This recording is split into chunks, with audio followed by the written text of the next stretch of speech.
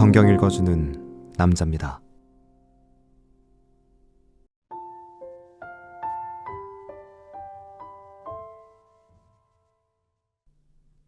여로보암 왕 제18년에 아비야가 유다 왕이 되고 예루살렘에서 3년을 치리하니라. 그 모친의 이름은 미가야라. 기브아 사람 우리엘의 딸이더라. 아비야가 여로보암으로 더불어 싸울새 아비야는 택한 바 싸움에 용맹한 군사 40만으로 싸움을 예비하였고 여로보암은 택한 바 큰 용사 80만으로 대진한지라. 아비야가 에브라임 산 중 스마라임 산 위에 서서 가로되 여로보암과 이스라엘 무리들아 다 들으라. 이스라엘 하나님 여호와께서 소금 언약으로 이스라엘 나라를 영원히 다윗과 그 자손에게 주신 것을 너희가 알 것이 아니냐. 다윗의 아들 솔로몬의 신복 느밧의 아들 여로보암이 일어나 그 주를 배반하고 남봉과 비류가 모여 조춤으로 스스로 강하게 하여 솔로몬의 아들 르호보암을 대적하나 그때에 르호보암이 어리고 마음이 언약하여 능히 막지 못하였었느니라. 이제 너희가 또 다윗 자손의 손으로 다스리는 여호와의 나라를 대적하려 하는도다. 너희는 큰 무리요 또 여로보암이 너희를 위하여 신으로 만든 금송아지가 너희와 함께 있도다. 너희가 아론 자손 된 여호와의 제사장과 레위 사람을 쫓아내고 이방 백성의 풍속을 쫓아 제사장을 삼지 아니하였으나 물론 누구든지 수송아지 하나와 수양 7을 끌고 와서 장립을 받고자 하는 자마다 허무한 신의 제사장이 될 수 있도다. 우리에게는 여호와께서 우리 하나님이 되시니 그를 우리가 배반치 아니하였고 여호와를 섬기는 제사장들이 있으니 아론의 자손이요 또 레위 사람이 수종을 들어 조석으로 여호와 앞에 번제를 드리며 분향하며 또 깨끗한 상에 진설병을 놓고 또 금 등대가 있어 그 등에 저녁마다 불을 켜나니 우리는 우리 하나님 여호와의 계명을 지키나 너희는 그를 배반하였느니라.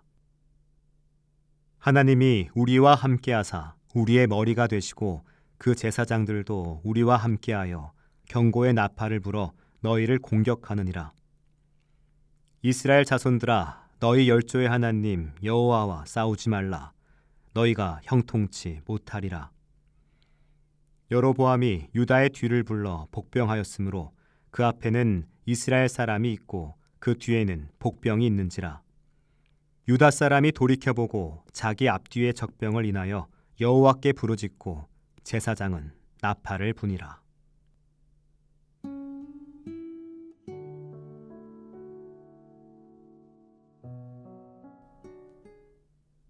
르호보암의 아들 아비야가 유다의 왕이 되었을 때 그는 북이스라엘의 여로보암과 전쟁을 치르게 됩니다.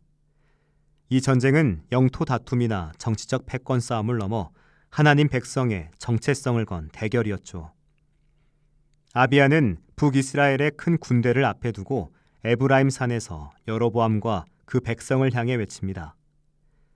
그의 연설은 군사적 전략에 대한 것이 아니라 누가 참된 하나님과 함께하고 있는가에 대한 선포였습니다. 아비야는 여로보암의 왕국이 다윗의 왕위를 배반하고 금송아지 우상을 섬기며 하나님의 제사장들을 쫓아낸 죄악을 지적합니다. 아비야는 전쟁의 승패가 군대의 규모에 있는 것이 아니라 누가 하나님과의 언약 관계를 신실하게 지키고 있는가에 달려있다고 주장합니다.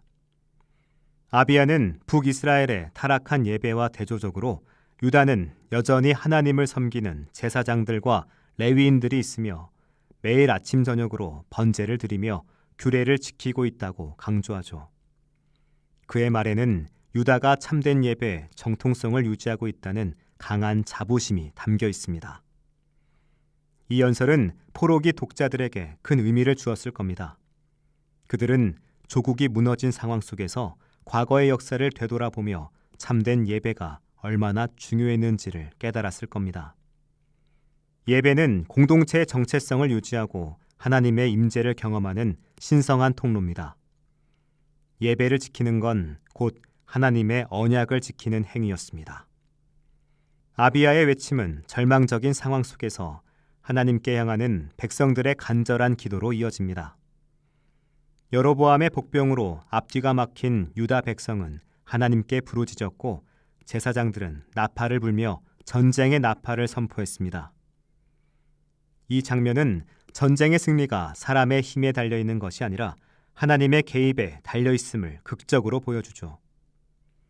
백성들이 부르짖고 나팔을 불자 하나님께서 직접 여로보암과 북이스라엘을 치셔서 유다가 승리를 거두게 하십니다. 이 전쟁은 인간의 싸움이 아니라 하나님의 정의를 위한 영적 전쟁이었습니다. 이 본문은 우리에게 참된 예배와 공동체의 정체성에 대한 중요한 질문을 던져줍니다. 아비야의 연설은 우리에게 예배의 중심이 어디에 있는지를 묻습니다. 참된 예배는 화려한 건물에서 웅장한 의식을 수행하는 것이 아니라 하나님과의 언약 관계를 신실하게 지키고 당신의 정의를 실현하는 것이죠. 신앙 공동체의 정체성은 과거의 영광에 머무는 것이 아니라 오늘날에도 말씀과 예배의 질서를 지키며 살아가는 실천적인 삶에서 드러납니다. 아비야의 전쟁은 오늘날 우리에게도 큰 울림을 줍니다. 우리 삶의 전투는 하나님을 의지할 때 승리할 수 있습니다. 우리가 진정으로 하나님과의 함께하는 공동체가 될 때 어떤 어려움이 닥쳐도 당신의 도우심을 경험하게 될 겁니다. 하나님의 뜻을 거스르는 불의와 싸우며 예배의 중심을 잃지 않는다면 당신께선 우리를 위해 싸워주시고 승리를 주실 겁니다. 기도하겠습니다. 주님, 우리에게 아비야와 같은 용기와 믿음을 허락하시어 예배를 지키며 주님의 정의를 실현하게 하소서. 아멘.